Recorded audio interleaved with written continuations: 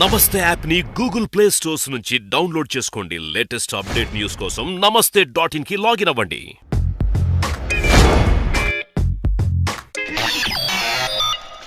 అగజానన పద్మార్కం గజానన మహర్నిశం అనేకదంతం భక్తానాం ఏకదంతముపాస్మయే. నమస్తే ఛానల్ ప్రేక్షకులకు స్వాగతం, సుస్వాగతం. ఈ వారం రాశి ఫలాలు తెలుసుకుందాం. ఈ వారం మేషరాశి వారిని పరిశీలిస్తే ఉద్యోగ వ్యాపారస్తులకు పని ఒత్తిడి పెరుగుతుంది. కుటుంబ సభ్యులతో కలిసి దూర ప్రదేశంలోకి వెళ్తారు. భూ గృహ వాహనాలు కొనుగోలు చేయుట లేదా అమ్ముట, ఈ విషయాలు ఒక కొలిక్కి రావడం జరుగుతుంది. ఆర్థికంగా సామాన్యంగా చిన్నపాటి ఆందోళన, అలసట కలుగు సూచనలు కలవు.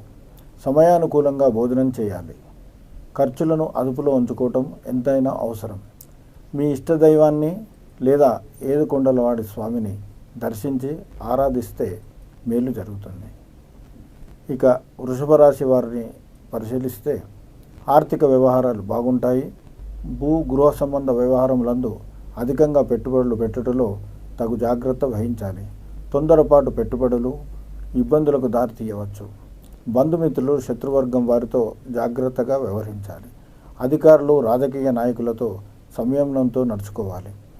ఈ వారం దుర్గాదేవిని దర్శించి అమ్మవారికి కుంకుమార్చన, ఎరుపు రంగు పుష్పాలతో అర్చించిన శత్రువుల వలన కలుగు ఆపదలను నుంచి మీరు దూరంగా ఉండి శుభం కలుగుతుంది.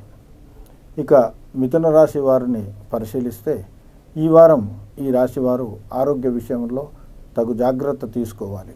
అశ్రద్ధ ఇబ్బందులకు దారితీయగలదు. దూర ప్రయాణాలు మానుకోవటం మంచిది. బంధుమిత్రులతో, అధికారులతో, తోటి ఉద్యోగులతో తగు జాగ్రత్తగా వ్యవహరించాలి. అనవసర వాద వివాదాలకు దిగకుండా ఉండుట శ్రేయస్కరం.